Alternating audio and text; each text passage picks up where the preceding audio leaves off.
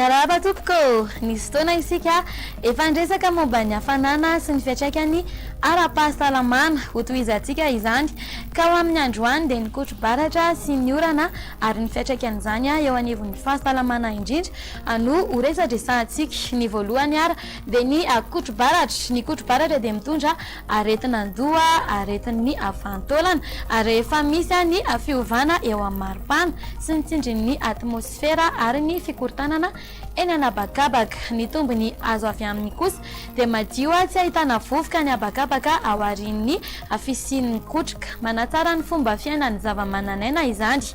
Ny voka-dratriny anefa dia miteraka areti-po, areti-kibo, aretin'andoha, ny fidinan'ny tsindrin'ny atmosfera na ny fitombon'ny amandona vokatry ny fisian'ny andian-drivotra mafana na ny fao mahatonga ny fanahitainana amin'ny vanintaolana ihany koa ny fiovaovan'ny tsindrin'ny atmosfera na miverina mihitsy ny aretina izay efa sitrana teo aloha toy ny amin'ny tanana sy ny ranjo ary ny sisa izay tsy afaka tanisaiko eto. Mety hisokatra indray ihany koa ny fery izay efa maina ka izao ary ny vahaolana manoloana izany mamonjy toerana azo antoka. Fampitandremana dia entina mamonjy toeram-pitsaboana avy hatrany ny olona atratry ny varatra. Ampiarina avy hatrany ihany koa ny teknikan'ny famelomanaina raha tsy mahatsiaro tena ilay olona mandra-pahatonga ny mpamonjy voana. Faharoa ara dia mahakasika ny orana. Ny orana dia mitondra tsy mikaretina sy otrikaretina fototra goavana. Ny tombotsoa azo avy aminy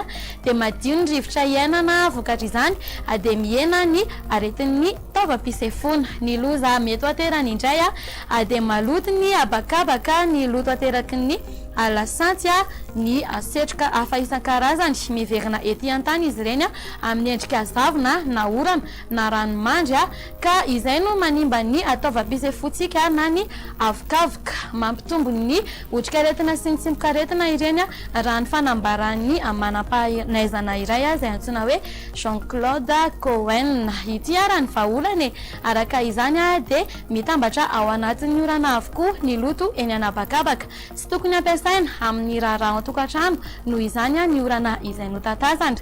Mampiasa arorana hatrany ihany koa rehefa milatsaka izay orana izay. Ka leo ara misoroka toy izay hiara-loza.